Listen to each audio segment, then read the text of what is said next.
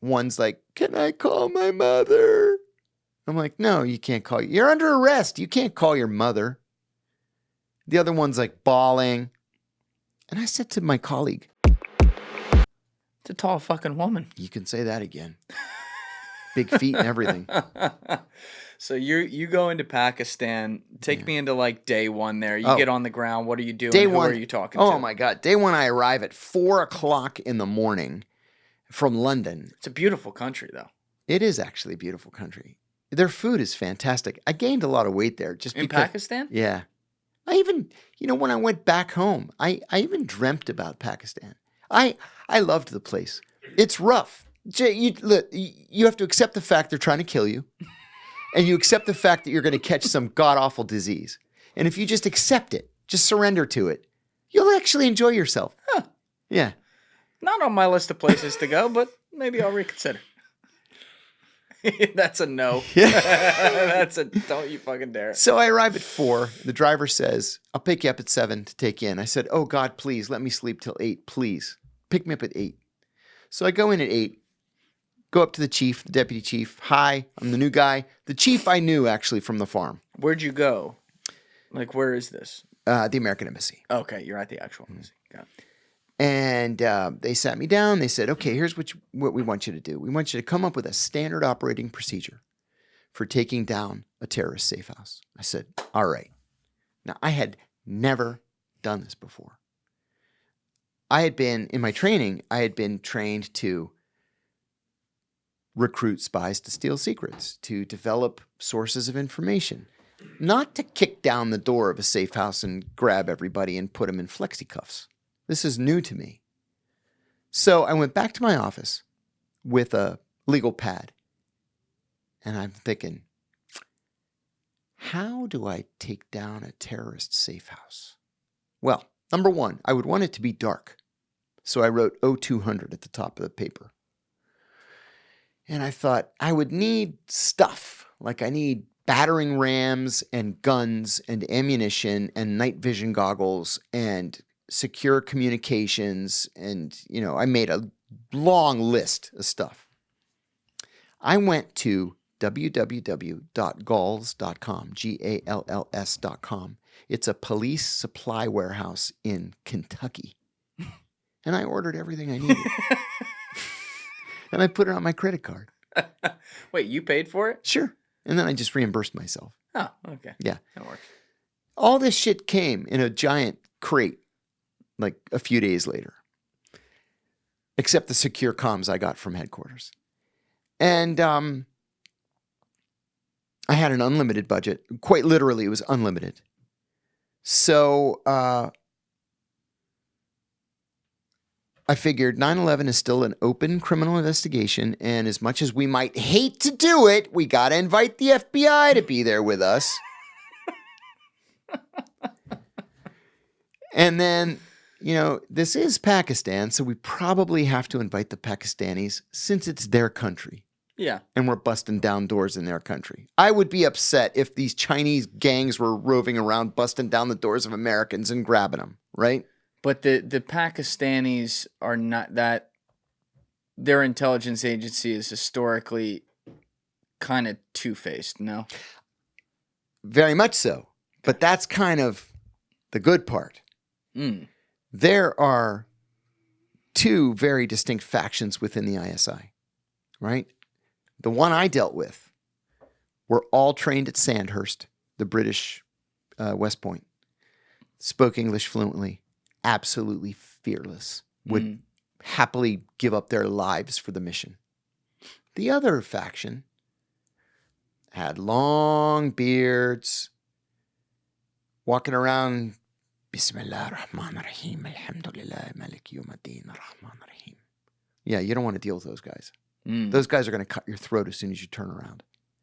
So I'm going to deal with these good guys. The other guys, I'm just going to, for the time being, I'm going to pretend they don't exist. Got it. Right? We can work against them later. So you have your choice. Yeah. So I'm working just with the counterterrorism guys. So I get a tip with a little address, right? I call the Pakistanis. I go downstairs to the FBI because they're on a different floor.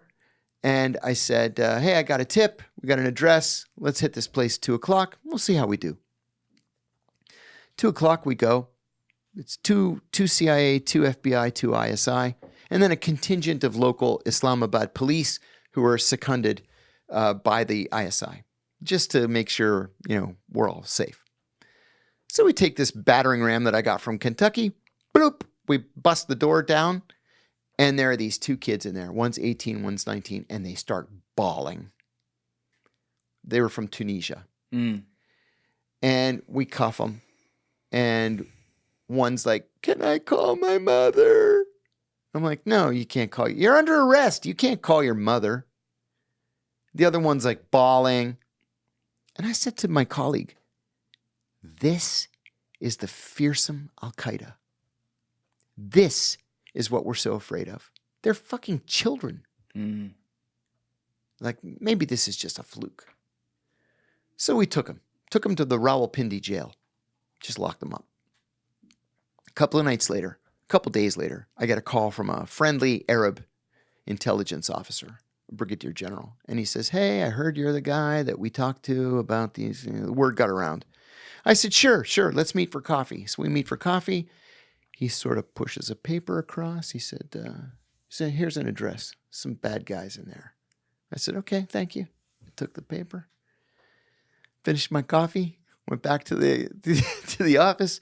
I said, we have a tip. Let's bust this place down tonight. So we put the team together again, bust it down. This time it was more serious. We got a couple of members of Egyptian Islamic Jihad, which is the group that killed President Anwar Sadat. Oh, wow. And then merged with Al-Qaeda in 1995. So they were still their own entity, but they're like a subsidiary kind of. Exactly. Okay. So I was like, okay, this is different. These guys were bad guys, real bad guys. So I'm thinking, this is actually working. So every couple of nights, we would bust down the door of some house, grab 2, 3, 4 guys, whatever. Sometimes we would do 2 in a night. You worried about waking up the neighborhood and people finding out Americans are there? People were petrified at the thought that this is either Al-Qaeda breaking down the door or it's the Pakistanis breaking down the door, and whoever it is, I don't want any part of it. Okay. Yeah. And then in February of 2002, we work 7 days a week, right? And usually 14 to 16 hours a day. The weekend in Pakistan is Friday and Saturday. The weekend in the Middle East is Thursday and Friday, but Friday and Saturday in Pakistan. And Saturday was the only day I allowed myself the luxury of sleeping until 8 before I had to get up and go to the office. And the phone rings at like 6 o'clock. I was like, damn it. Can't get any sleep in this country. So it's the chief. And he's like, something's up. You got to come in right away. So I get dressed, go into the office. Everybody's already there. But it's the chief, the deputy chief, the chief ops, then the FBI legal attaché, his deputy, and me. I go, what's up? And the chief says, we just got word that Abu Zubaida is somewhere in Pakistan. We have to catch him. I'm like, okay. I'm thinking, Abu Zubaida. Who the fuck is that? I know that name from somewhere. And then I remembered, thank God, I had just read an article in Time magazine, which was a thing back then, that he was the number 3 in Al-Qaeda. So I said, right, the number 3. Yeah, he's somewhere in Pakistan. Everybody turns and looks at me. And I go, guys, this country's the size of Texas. It's got 200 million people in it. What do you mean he's somewhere in Pakistan? You have to catch him. Like, seriously. And you look at me, you're CT Ops. I was like, oh, fuck. Okay, I'll think of something. I came up with a couple of terrible ideas. How so? When I was in college, one of my summer jobs, my dad was friends with our state senator, so he got me this patronage job. I was a toll collector on the Pennsylvania Turnpike. And we knew that Abu Zubaida was moving back and forth between Lahore and Faisalabad. Well, that's a toll road. So I said, so you did know that. Oh, yeah. So, but Lahore has 12 million and Faisalabad has 8 million. You can't just say, Right. there, go catch him. There he is. Right. He's in New York. Go get him. Yeah. So that's a toll road. Well, it's a toll road like 2/3 of the way, and then it just stops, and then it's just a dirt track the rest of the way to Faisalabad. So you wanted the Sonny Corleone? No, no. Okay. I was more gentle than that. No, all right. I said, I was a toll collector. I know how to operate the toll machines. Oh my God. So let's put CIA guys in all the toll booths, and when we see him, we grab him. They're like, no, Not gonna work. no, we're not going to do that. I remember the were like, 65,000 cars go through those booths every day, sir. We cannot. I was like, okay, it's just an idea. Sorry. Yeah, you're good. Mark the PA. Yeah. Sorry. No, you're I good. won't do that anymore. No, it's fine. It's ridiculous. I got to be that careful on YouTube, but no, they're you awful. have no idea the shit that they've. I'll rephrase it then, so Crazy. it won't cause you. No. It's all good. We just bleeped it. We're good. Okay. We got it. So You tried the toll booth one. You had another bad idea there too. was another one where we were vaguely able to geolocate his phone, but he would only turn it on for 15, 30 seconds at a time, just to listen to the voicemails. And then back then you could take the battery out of the cell phone. So he would just take the battery out. So it would ping and we'd be like, he's in that direction. And then the ping would stop. Because it couldn't focus on, it needed more time to focus on the spot. And we needed hours like to get in the car and follow the ping. And so he had to be on it for hours for us to be able to geolocate him. He was only on for, at the most, was 30 seconds. So we couldn't even get out of the office. So finally I said to the chief, I need to bring in a targeting officer. Now, a targeting officer is an analyst, but vastly different kind of analyst than what I was in the Directorate of Intelligence.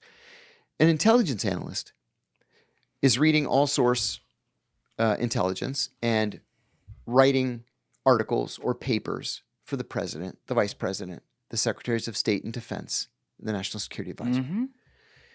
A targeting analyst is taking millions of pieces of data and metadata for the specific purpose of locating a target. Thank you for watching the video, guys. If you haven't already subscribed, please smash that subscribe button and check out this clip's full podcast episode by clicking here or in the description below.